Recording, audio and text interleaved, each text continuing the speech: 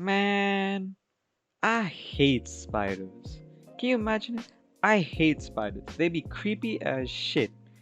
Eight eyes, eight legs, and teeth, but no mouth. Like, can you imagine it?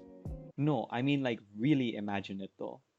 Like, how much of life as we know it is based on what we are? I'm gonna say something that people might find radical, controversial even. I follow the theory of evolution. So, in my eyes, we came from monkeys. Not really monkeys per se, but an animal that was the originator of monkeys way back when from the primordial plains of what was now Africa. It seems pretty strange to think that the world wasn't always as it is right now. When we think of evolution, we think of something like Pokemon. That shit can only get bigger and better, but that's not necessarily always the case. I mean, look at animals like the whale. It, like us, evolved from animals that went on to land from the sea, but at some point said, you know what? You know this land shit? Yeah, I'm not really having it. Said, fuck it, we go back to the ocean. And somehow the descendants of that one animal, they was like, yeah, this land shit boring as hell. They stuck with it, and their descendants stuck with it, all the way till they became so well adapted to life in the ocean that they couldn't even come back to land anymore. And once it's there, it's like, might as well just stay like that. That's all well and good, but how does it relate back to spiders and the book that I'm talking about, Children of Time? Yeah, motherfuckers, this shit's a book review. You didn't expect that. Well, let's just establish as a base note. Children of Time takes place far, far in the future. Humanity has expanded and evolved to the point where interuniversal travel is the norm. The book, while not directly dystopian, poses a sad reality. Life as a whole is not a part of nature, as crazy as that is to say. Earth and the conditions that led to life developing on it was actually just an extremely, extremely lucky circumstance.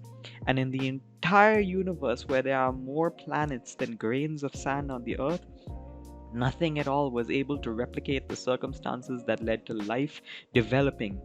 And as a result, humanity is completely alone in the universe. No aliens, no nothing. It's kind of something that makes you question how special are we really? On one hand, we must be so special that the situations that led to our creation were so statistically unlikely that it would never ever happen again.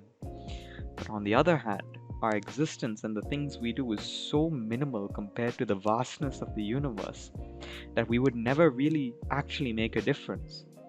Call it a bit of a doomer mentality. But even though humanity as a whole seemingly has infinite potential, it would never really change the unmoving nature of the universe.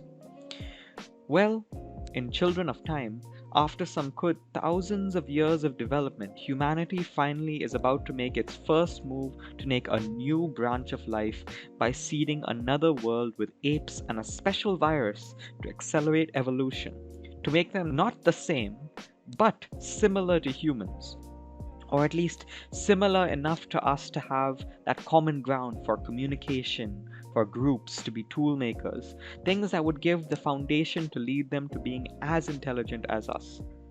However, the experiment goes wrong.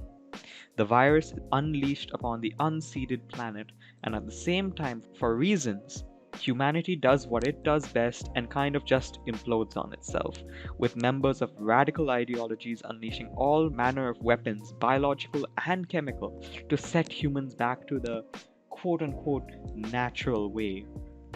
So, with that, thousands of years pass, and a new branch of humanity re-emerges from the ashes of this advanced civilization. I loved reading this, and in a way, when it talked about the old humanity in the book, it felt as if it was referring to a civilization long past, like the Romans or Greeks in their Enlightenment. Even though chronologically speaking, we are closer to the old humanity in the book, we identify more with the new humanity and the challenges they face, dealing with the consequences of the world that old humanity created. Aside from that, we follow the world that was seeded with the virus. In this world, the virus, which was made to create life in a way that would be similar to humanity, ends up latching onto arachnids, insects, spiders.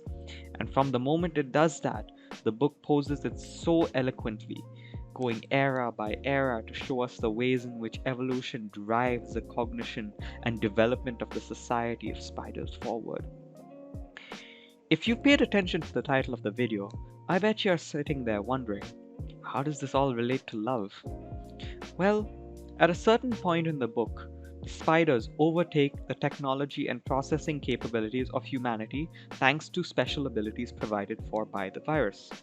The virus at this point sits inside the cell and functions similar to an organelle, driving processes to increase efficiency and continue to, well, evolve. The spiders, in a way, transcend the greediness and selfishness of humanity. For us, greediness was something that evolved before compassion and sympathy because the world was difficult and wild and we needed to put ourselves first. And as sophisticated as we like to think that we are, the primal parts of our brain that control aggression and fear are a whole lot more developed than the parts of our brains responsible for compassion, love, and care. The spiders have, through their evolution, transcended hate and discrimination, and through the basic biological drive to reproduce, the virus has in a way coded the organisms it infects to be compassionate with other hosts of the virus. I remember reading this for the first time, and I don't know, in a way it reminded me of Stoicism. I don't agree with a lot of the principles of Stoicism, but its take on hate and anger is genuinely one of the most beautiful ways of life that I've ever heard of.